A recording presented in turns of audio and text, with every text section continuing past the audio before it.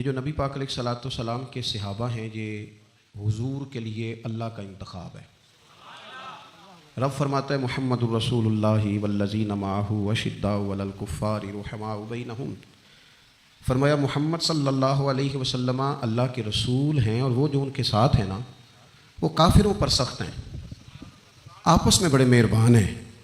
اللہ تعالیٰ ان لوگوں کی عظمتیں بیان فرماتا ہے۔ رب بھی فرماتا ہے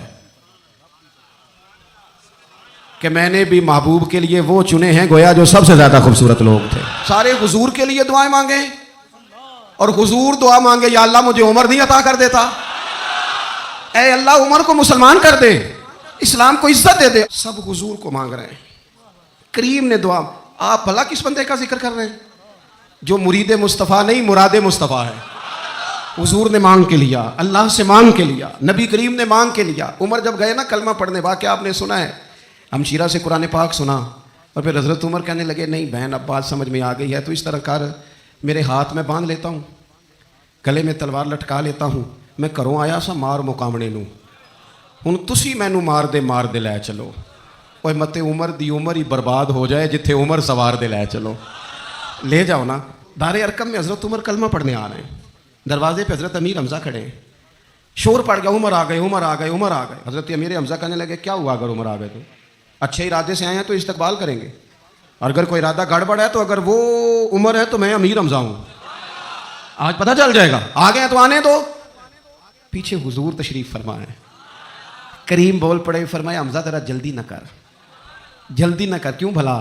گویا فطرت مسکرا کے کہہ رہی تھی حمزہ کو کوئی آئے تو نہیں نا، انہیں تو بلایا گیا ہے، انہیں تو دعا مانگ کے بلایا گیا ہے، وہ تو بلائے گئے ہیں، تو بلا کوئی آیا لے کے چلا گیا، کوئی عمر بھر بھی نہ پا سکا۔ میرے مولا تجھ سے گلا نہیں، یہ تو اپنا اپنا نصیب ہے۔ یہ کچھ لوگ نا پسند نہیں آ جاتے، یہ کچھ لوگ پسند نہیں آ جاتے، قبول نہیں ہو جاتے، کچھ لوگوں کو مانگ نہیں لیا جاتا، کچھ کو رکھ نہیں لیا جاتا، کچھ لوگوں کو کہہ نہیں دیا جاتا تو نے جانا نہیں۔ تو کسی نے کہا تھا عشق اجرت طلب نہ تھا ورنہ ہم تیرے در پہ نوکری کرتے۔ کچھ تو تڑپتے ہیں نا، تو کچھ کو کہا جاتا ہے یار تو آ جانا، تو رہ جانا۔ او حضرت عمر تو وہ ہیں جنہیں کریم نے اللہ سے مانگا ہے، اللہ سے مانگا ہے۔ اور پھر کبھی جو حضرت عمر کے بارے میں حضور نے کہا ہے نا، جو محبوب نے فرمایا ہے، حضور نے جو ان کے لیے فرمایا ہے، اس پر کبھی بندہ غور کرنا۔ حضور فرمانے لگے لوگوں سنو میں نے رات خواب دیکھی ہے، خواب میں نے دودھ پیا ہے۔ حضور سید عالم علیہ السلام فرمانے لگے، یہ صحیح حدیث میں موجود ہے بخاری میں، فرمایا میں نے اتنا پیا ہے دودھ، اتنا پیا ہے کہ میرے ناخنوں سے بھی نظر آنے لگا۔ حضور فرمانے لگے دودھ پھر بھی بچ گیا۔ حضور فرماتے ہیں پتہ میں نے وہ دودھ خواب میں کسے دیا ہے؟ یا رسول اللہ فرمایا عمر خطاب کو دیا ہے۔ یا رسول اللہ اگر آپ نے دودھ پیا ہے اور بچا ہوا عمر کو دیا ہے، خواب آپ نے سنائی ہے، تو حضور تعبیر بھی تو آپ نے بتانی ہے، تو یا رسول اللہ اس کی تعبیر کیا ہے؟ تو حضور فرمانے لگے اس کی تعبیر علم ہے، کہ عمر فاروق کو جس طرح اللہ نے مجھے علوم دیے عمر کو بھی علم دیا، اس کی تعبیر علم ہے، اس کی تعبیر وہ نور معرفت ہے۔ یہ پتہ ہے دودھ اور علم کی آپس میں تشبیہ کیا ہے؟ ہمارے مفسرین فرماتے ہیں جس طرح دودھ جسمانی غذا ہے نا، علم روحانی غذا ہے۔ حضرت فاروق اعظم کا علم، فقاہت، سمجھداری، معاملہ فہمی، اصول پسندی، ان کے مزاج میں ٹھہراؤ، ثابت قدمی کیوں نہ ہو جب حضور اپنے ہاتھوں سے دودھ پلائیں اور کئی دفعہ پلائیں، ایسا کی تیری خیر تیرے میں کدے کی خیر، ایسی پلا کہ جس کا نشہ عمر بھر رہے۔ اور ایک صاحب کہنے لگے کہ پلا کے گرانا تو سب کو آتا ہے، مزہ تو تب ہے کہ گرتوں کو تھام لے ساکی۔ نبی پاک علیہ السلام نے فرمایا اس سے مراد علم ہے، فاروق اعظم کا علم۔ ایک دن پھر حضور بولے، فرمایا میں نے رات خواب دیکھی ہے۔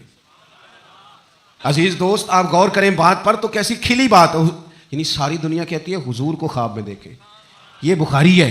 حضور فرمانے لگے میں نے خواب دیکھا ہے۔ یا رسول اللہ صلی اللہ علیہ وسلم کیا؟ فرمایا میں نے خواب دیکھا ہے، میں نے خواب میں دیکھا لوگوں نے قمیضیں پہنی ہوئی ہیں، کسی کی قمیض پیٹ تک ہے، کسی کی پیٹ سے بھی اوپر ہے۔ حضور فرماتے ہیں پھر میں نے خواب میں عمر کو دیکھا، عمر فاروق نے اتنی لمبی قمیض پہنی کہ نیچے گھسٹ رہی تھی۔ حضور خواب سنا کے چپ کر کے یا رسول اللہ کرم نوازی کریں، تعبیر بھی تو بتائیں نا۔ تو رسول کریم نے فرمایا اس کی تعبیر دین ہے۔ گویا فرما رہے اتنا لمبا کرتا حضرت عمر نے پہنا ہے کہ عمر تو دین کے اندر لپٹے ہوئے ہیں، سراپا دین، اٹھنا دین، بیٹھنا دین، بولنا دین، آنا دین، فیصلہ کرنا دین، عمر کا ہانس دینا بھی دین۔ عمر کا رو دینا بھی دین, فاروق اعظم کا بدر میں کھڑے ہونا بھی دین, احد میں آنا بھی دین. اور عمر تو دنیا سے جا رہے تھے, آخری وقت تھا, زخم لگا ہوا تھا, خون بہ رہا تھا, امت رو رہی تھی. دین نبی دا وانگ یتیماں رووے تے کرلاوے, ان میں کتھوں لباں عمر بہادر جڑا مینوں سینے لاوے. سب لوگ پریشان تھے, پر عمر سراپا دین ہے نا. عمر فاروق شدید علیل ہیں, خون بہ رہا ہے. سامنے سے ایک نوجوان گزرا تو اس کا تامد, اس کا پاجامہ, اس کی شلوار ٹخنوں سے ذرا نیچے تھی. تو حضرت عمر کہنے لگے پتر یہ اونچی کر لے, یہ میرے نبی کا طریقہ ہے. این اس وقت بھی فاروق اعظم دین کی او لے سجنا اساں توڑ ہی نہیں پائی, اسی جان بھی دتی تے راہ تیرے, لے سجنا اساں توڑ. آخر تک پانی پرن نہ سہیلیاں تے رنگا رنگ کڑے, پریا اس دا جانیے جس دا توڑ چڑھے. اور میرے محبوب نے دنیا میں سامنے بٹھا کے کہا, صحیح حدیث میں موجود ہے, فرمایا عمر میں نے جنت میں تیرا گھر بھی دیکھ لیا ہے. عمر دروازے پہ حور بھی بیٹھی تھی, میں اندر جانے لگا تھا, پھر میں نے کہا عمر بڑا غیور ہے. معنی کیا ہے؟ شارحین کہتے ہیں معنی یہ ہے کہ حضور نے خود ہی قانون بنایا نا, کسی کے گھر جائیں تو اجازت لے کے جائیں. عمر میں اندر جانے لگا تھا, پھر میں رک گیا. عمر بات سن کے رو پڑے. میں نے بڑی تاریخ کی کتابوں میں پڑھا ہے کہ حضرت عمر بڑے مزاج کے سخت تھے, پر سجنوں میں نے نا درجنوں کتابوں میں یہ بھی پڑھا ہے کہ اتنا روتا بھی کوئی نہیں تھا جتنا عمر روتے تھے. چہرے پہ عاشق دا کام ہی رونا تونا, یہ بھی نہ رویوں نہیں جے منظوری, تے عاشق سدا ہی روندا رہندا ہے, پاویں وصل ہوئے تے پاویں دوری. آنکھیں ہر وقت تر رہتی تھی, ہر وقت تر. دل تے بوجھ پوے جس ویلے تے پھر بوجھ اٹھاون اکھیاں.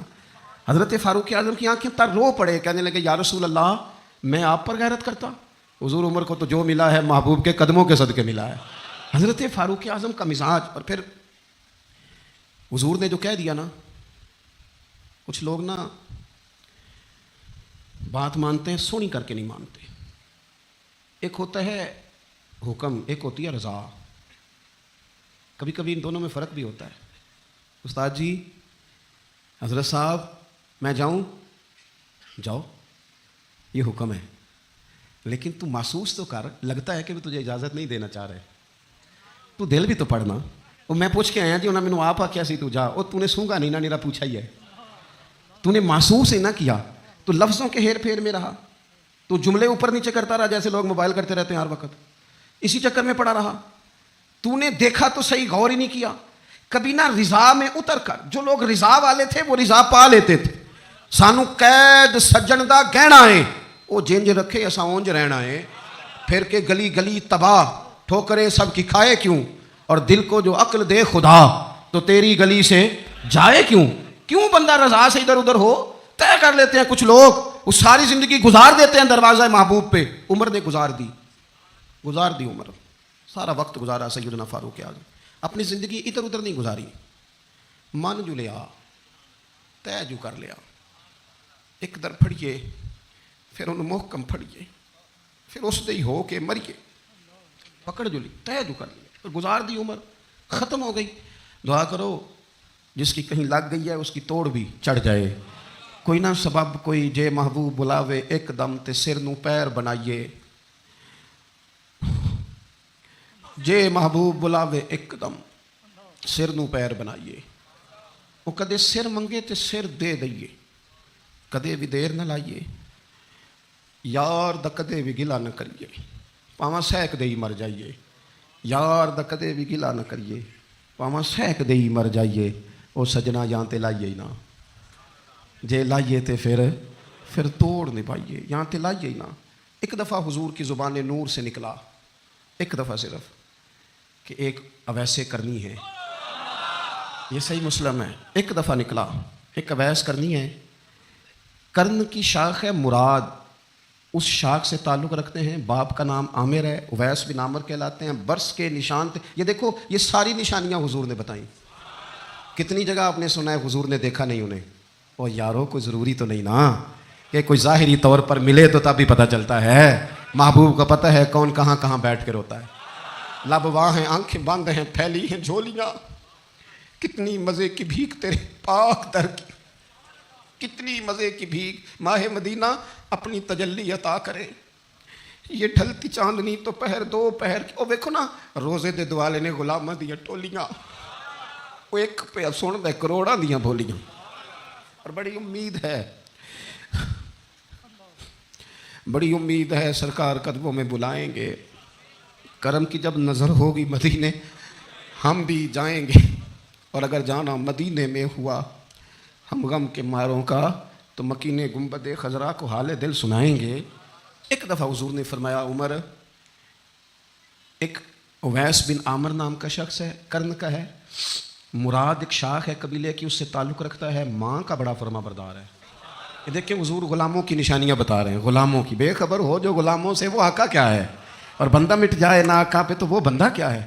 فرمایا برس کے نشان ہے چہرے پہ، برس ہوا تھا وہ ٹھیک ہو گیا، درہم کے مطابق نشان ہوگا، ماں کا فرما بردار ہے۔ اور حضور نے فرمایا عمر، اس بندے کی شان اتنی ہے کہ وہ اگر اللہ کو کوئی قسم دے دے تو رب پوری کر دیتا ہے۔ فرمایا اگر عمر تیری ملاقات ہو گئی نا تو اسے اپنے لیے دعا کرا لینا۔ بس طے کر لیا حضرت عمر نے، جو بندہ بھی یمن سے آئے عمر پوچھیں اویس کو جانتے ہو، اویس کو جانتے ہو، جو بھی ملے نا حضرت عمر پوچھیں اویس کو جانتے ہو۔ ایک وقت وہ آ گیا کہ حضرت اویس خود ہی آ گئے، حضرت عمر کی ملاقات ہو گئی۔ آپ ذرا دیکھنا نشانیاں بتا رہے، کہنے لگے آپ کا نام اویس بن عامر ہے، مراد کی شاخ سے ہیں، یہ چہرے پر نشان ہیں، ماں کے فرما بردار ہیں، کہاں؟ کہنے لگے اٹھاؤ پھر ہاتھ میرے لیے دعا کرو۔ حضرت اویس بن عامر اویس کرنی رضی اللہ تعالیٰ عنہ کہنے لگے عمر میں آپ کے لیے دعا کروں؟ فرمایا کرو نا، اس لیے کہ مدینے والے حبیب نے کہا تھا دعا کرانا، حضور نے کرو نا دعا، ہم نے تو طے کر لیا۔ ایک نقشہ محبوب نے بتایا تھا ایک دفعہ کہ وہاں سے آئے گا، ایک دفعہ وہ نقشہ بتایا تھا کہ وہ کرن کا یمن کا، ایک دفعہ کہا تھا وہ آئے گا، بس پھر میری عمر مدینے دے ٹبے آندی تصویر بناؤں دے ہی گزر گئی۔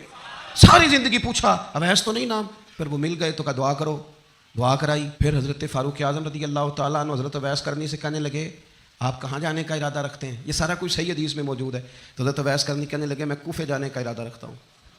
کہا میں کوفے کے گورنر کے نام خط لکھ دوں کہ اویس آ رہا ہے؟